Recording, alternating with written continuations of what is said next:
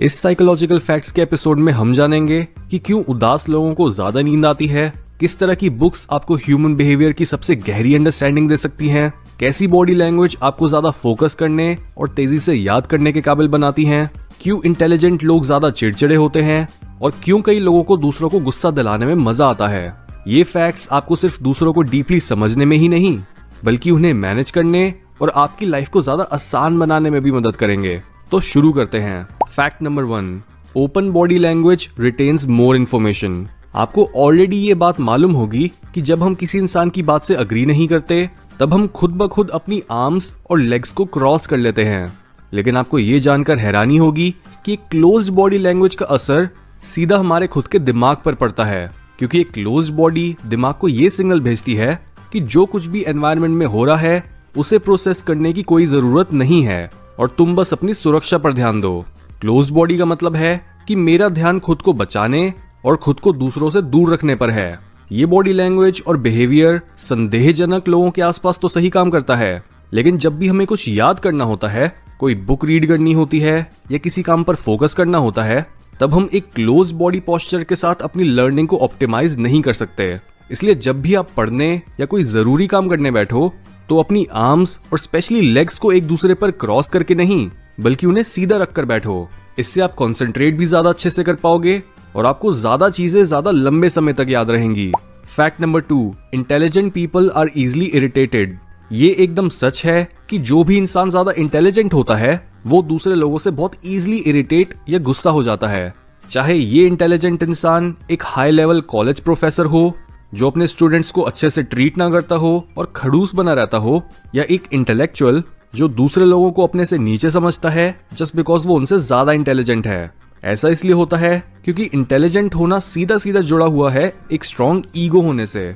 Intelligence और ego हम इंसानों में बहुत रिसेंटली इवॉल्व हुए हैं, क्योंकि पहले तो हम इंसान जानवरों की तरह ही रहते थे और हमारे अंदर कोई भी सेंस ऑफ इंडिविजुअलिटी भी नहीं थी। हम झुंड में ही काम करते थे।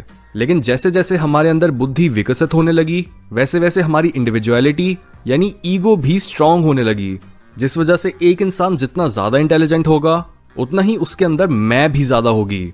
इसलिए इंटेलिजेंस और विजडम का बैलेंस सिर्फ और सिर्फ इंटेलिजेंस होने से बेटर होता है। इंटेलिजेंट होने का मतलब है कि आप मॉडर्न एनवायरनमेंट को अच्छे से परखने और समझने के काबिल हो, लेकिन वाइज होने का मतलब है कि आपको पास्ट की भी समझ है और आप उसके बेसिस पर फ्यूचर को भी प्रेडिक्ट कर सकते हो। Fact number 3, reading fiction improves social skills. बहुत से लोग सोचते हैं कि लिटरेचर पढ़ने में कुछ नहीं रखा और सिर्फ नॉन फिक्शन बुक्स ही रियल लाइफ में काम आती हैं, पर यह बहुत ही फूलिश थिंकिंग है, क्योंकि जो ह्यूमन बिहेवियर की नॉलेज आपको एक स्टोरी दे सकती है वो नॉलेज एक नॉन फिक्शन बुक से लेना इम्पॉसिबल है। स्टोरीज आपके अंदर ज्यादा गहराई में उतरने की काबिलियत रखती हैं, जबकि सूखे और मरे हुए साइंटिफिक फैक्ट्स आपकी बुद्धि तक जाकर ही रुक जाते हैं। हमारा दिमाग मेटाफर्स यानी रूपकों को पकड़ने में बहुत सक्षम होता है और हमें कोई भी वाइज बात सुनकर ही ये पता चल जाता है कि हाँ ये सच है, जबकि लॉजिक की स्ट्रेट फॉरवर्डनेस हमें उतने अच्छे से समझ नहीं आती और उससे हमारे दिमाग में घुसने में भी ज्यादा समय लगता है। दुनिया में ऐसे बहुत से कल्चर्स हैं जो बस कहानियों से लोगों को हील करते हैं, क्योंकि स्टोरीज अनकॉन्शियस मेमोरीज को ट्रिगर करके उन्हें कॉन्शियस माइंड में लाने का काम बहुत अच्छे से कर पाती हैं। चाहे आपका कोई भी ट्रॉमा हो, आप मिथोलॉजी या क्लासिक लिटरेचर को पढ़ के खुद को हील कर सकते हो और ह्यूमन साइकोलॉजी को एक बहुत ही डाइजेस्टिबल फॉर्म में कंज्यूम कर सकते हो स्टोरी में दिए कैरेक्टर्स के through. Fact number 4, happiness decreases sleep. जितने ज्यादा आप खुश रहते हो, मस्ती करते हो और स्ट्रेस नहीं लेते, उतना ही आपके अंदर नींद की जरूरत गिरने लगती है। जबकि दूसरी तरफ जब आप दुखी रहते हो, बहुत ज्यादा स्ट्रेस लेते हो या कुछ भी ऐसा काम नहीं करते जिससे आपको खुशी मिले, तो आपकी नींद की जरूरत ऑटोमेटिकली बढ़ने लगती है। ऐसा इसलिए होता है क्योंकि लंबे समय तक दुख और तनाव हमारी बॉडी को स्ट्रेस केमिकल से भरे रखते हैं। इन केमिकल्स की वजह से हमारा शरीर बहुत घिसता है और अपने आप को सुरक्षित रखने के लिए बहुत मेहनत लगाता है।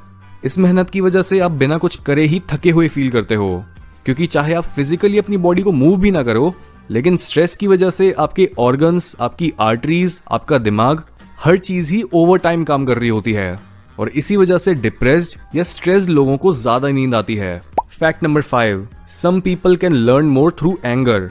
2007 में हुई एक स्टडी में पता चला कि जहां ज्यादातर लोगों को तब बिल्कुल भी अच्छा नहीं लगता जब कोई इंसान उन्हें एक गुस्से वाली लुक में देख रहा हो, वहीं जिन लोगों में टेस्टोस्टेरोन ज्यादा होता है उन्हें गुस्सैल चेहरे प्लेजर देते हैं और वो जानबूझकर लोगों को गुस्सा होने के लिए उकसाते हैं। यही रीजन है कि अगर आप एक गुस्से वाले इंसान को रोकना चाहते हो तो इसका बेस्ट तरीका होता है खुद गुस्सा ना होना, क्योंकि ऐसे लोगों को मजा आता है जब वो दूसरों को भी गुस्सा और चिड़चिड़ा होते हुए देखते हैं। कई लोग हर समय छोटी मोटी लड़ाइयां करते हैं एक किक लेने के लिए।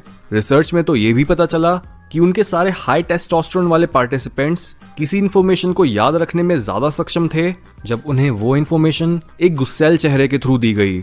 इसलिए इस फैक्ट को अपने फायदे के लिए यूज करो और गुस्से वाले लोगों को शांति से मैनेज करने की आदत डालो, वरना वो तो कभी नहीं रुकेंगे। Fact number 6, speak slow and take possess.